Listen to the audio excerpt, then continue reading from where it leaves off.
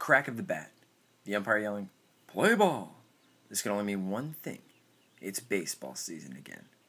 Here in Ohio, baseball is more than just America's pastime because we have the game's first team in the Cincinnati Reds. Coming off 2 playoff appearances in the last 3 years, there's certainly more excitement about this team than usual.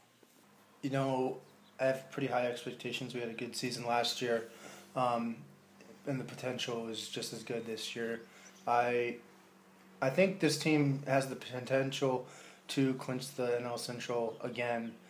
I'm thinking at least make it out of the first round of the playoffs. At least be a good step for them. And love a World Series.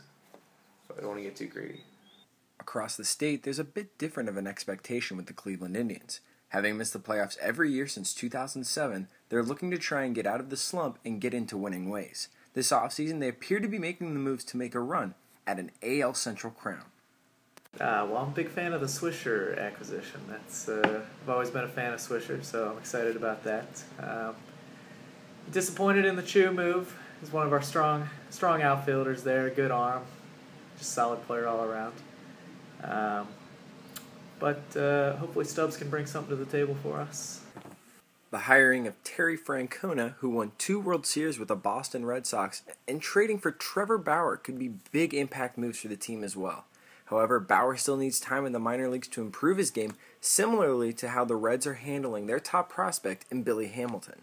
We just now transitioned to center field, and he started this season in AAA in Louisville, trying to get a full season of center field underneath. So we're banking so much on him being our future center fielder, especially with Drew Stubbs being traded away and acquiring those players. The potential's there.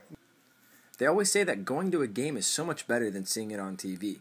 That all comes down to atmosphere and the electricity in the stands. Being that the Reds are the first team ever to play in baseball, that electricity has been there for over 150 years. It's where history was born for baseball, and you can feel it in the surrounding, whether we're talking about, back in the days of Synergy Field or, Great American Ballpark. I actually went to the first opening day at Great American Ballpark with my dad. It was a great moment. The electricity that you could feel in the stadium is every night, no matter whether it's a sellout or there's not as many people. It's really good. People bring their families out. Friends, whatever. Forget about whatever they're struggling with at the time and just cheer on the Reds for a few hours. While the Indians may not have the rich history of being baseball's first team, Indians fans will still tell you how much their team means to them and that going to the games is an experience unlike any other.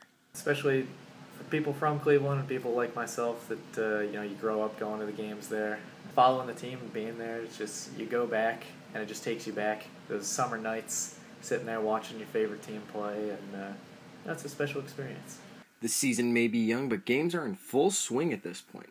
No team is close to being eliminated, and a run can be made at any time. One thing is for sure, though. Baseball's back and better than ever.